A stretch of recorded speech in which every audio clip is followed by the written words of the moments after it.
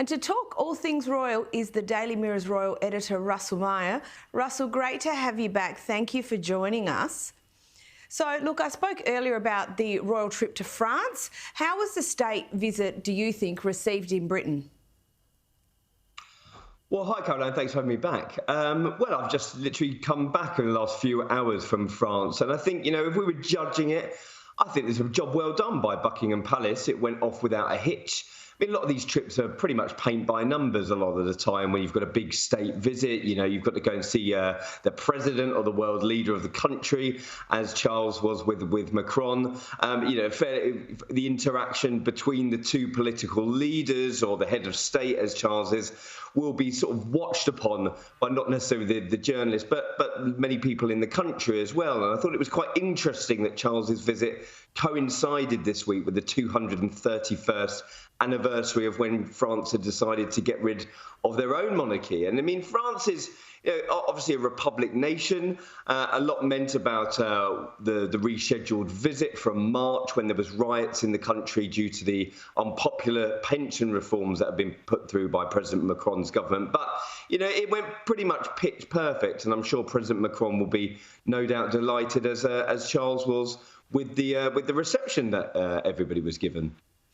And I think that's pretty fair. Look, the King gave a very well-received speech to the French Senate, receiving a standing ovation after covering the war in Ukraine and climate change. We've got a grab here. Let's take a look. These horrifying events have once more demonstrated the fragility of so much that we hold dear.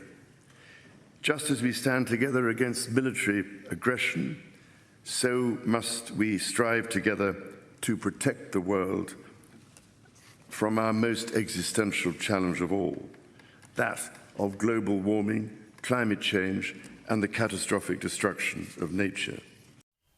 Now, the King has always been a climate advocate. Some thought that with his succession to the throne might see him become more apolitical. How do you think he's walking the line on being non-partisan on issues, or do you think Charles will take a different approach to the late Queen?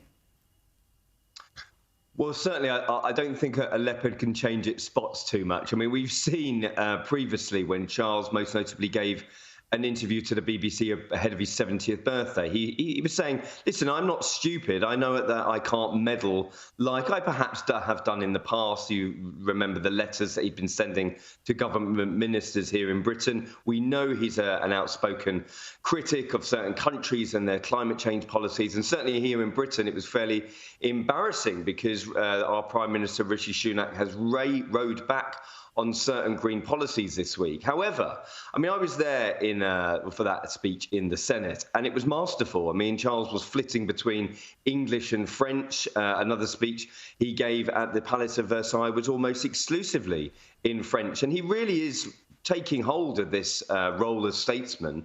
And if you say, like you said, should we have expected him to change tact, to not be as outspoken? But I think when it's on real passion projects of his, let's say the environment, talking about opportunities for the next generation, and of course the war in Ukraine, these are huge, huge pillars of a discussion that is happening not only within the political sphere, but also across society as well. So I wouldn't have expected him to row back on it. And, I think we need to see a bit more of that from Charles. I certainly want to see more of it. He's staying true to his colours, and good on him.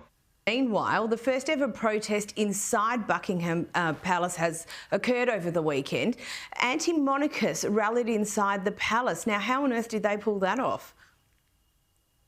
Well, again, I mean, quite the political stunt. You're looking at the picture, "Not my king" has been a phrase that has been used over the last couple of years. I think that there was this sort of gathering of the Republic movement. Republic, of course, is the organisation based in the UK, has got affiliates across the world that are sort of moving towards opening up the discussion around doing away with the monarchy. And there is more of a discussion not only happening in both of our countries, but across the Commonwealth and the realms as well. And so they got into the palace as part of an official tour, quick photo opportunity, whipped off their tops, and there you'll see it, the picture there. Now, again, a political stunt that is being talked about.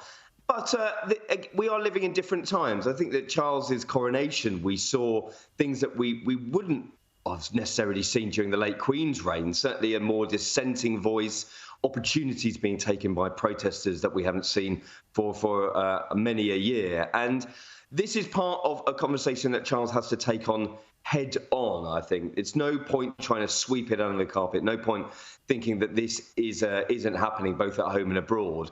And with stunts like this, with more activism, comes greater responsibility. And I think that that's definitely something the monarchy really needs to be aware of in the current age. This week, Princess Anne's former husband, Captain Mark Phillip, he turned 75. As always, the media never misses an opportunity to rake over some old scandals and stories, including a child out of marriage and a kidnapping attempt. Will he ever survive these things? And it always makes for a good yarn, doesn't it? Well, it does. I mean, you're looking back on it, we've had some big royal birthdays over the past few years, and certainly Captain Mark Phillips becoming 75. I mean, it takes us back through the history books. Certainly there was scandal and infighting. We've had plenty over the last couple of years, but that really was a period throughout the royal landscape which was tarnished with scandal and heartache. I mean, the Queen spoke about her annus horribilis herself, where her children were separating and divorcing in great measure. And where the scandal of Captain Mark Phillips having a child out of wedlock, a lady called Felicity Wade, who then had to produce a DNA test in order to get Captain Mark Phillips to own up to being her father. It really sort of set in motion from the 80s into the 90s a period of real destruction within the royal family. But coming at the back of that, Princess Anne and Mark Phillips had really repaired their relationship, and not only, I think, because of their two children, but for their own relationship as well. And fortunately, that it is one that they do get on, were managed to co-parent their children successfully. But as you say, a trip down memory lane is always a nice thing for us on the media landscape, and I'm sure people have enjoyed reading it this week as well. And we know that Meghan has been involved in a trademark tussle over the last year or so in relation to her Archetypes trademark application. We understand that application has been withdrawn. Her failed podcast has been dropped. What is actually next for her? Well, that's the big question. I mean, as I said, we haven't really seen too much of her in recent months. She's been letting Harry take centre stage. And of course, we had his book at the beginning of the year, which set alight and torched relations, really. I mean, nobody was spared, excuse the pun, from his memoir. It was pretty brutal for all the members of the royal family. And certainly he's still picking up the pieces of that relationship. I don't think he's going to be speaking to the king anytime soon. I saw some reports this week that the king had pretty much extended another olive branch on top of an olive branch that he'd given him last time, coming to Balmoral and spending time with the family. Harry had said that wasn't possible, and my understanding is they haven't spoken properly for many months. And what is next for Meghan? I mean, she has sort of moved into the background. We did see them at the Invictus Games in Dusseldorf. Huge success once again for Prince Harry that we've been all together behind over the past few years. But as I said, they've created this lifestyle where they need to earn an awful lot of money to keep up appearances. They're living in the Montecito, the not only the millionaires, but the billionaires playground in California. So she must be planning what her next stage is. Is it going to be a lifestyle blog? Is it going to be sort of a wellness book, a new podcast? I mean, the last one didn't work out too well, so maybe they've got to try and sort of sit back, regroup, and work out what their next stages are. But whatever it is, people are going to be talking about it, that's for sure. Absolutely, they will be. Russell Myers, as always, thank you so much for your time. My pleasure. Good to see you, mate.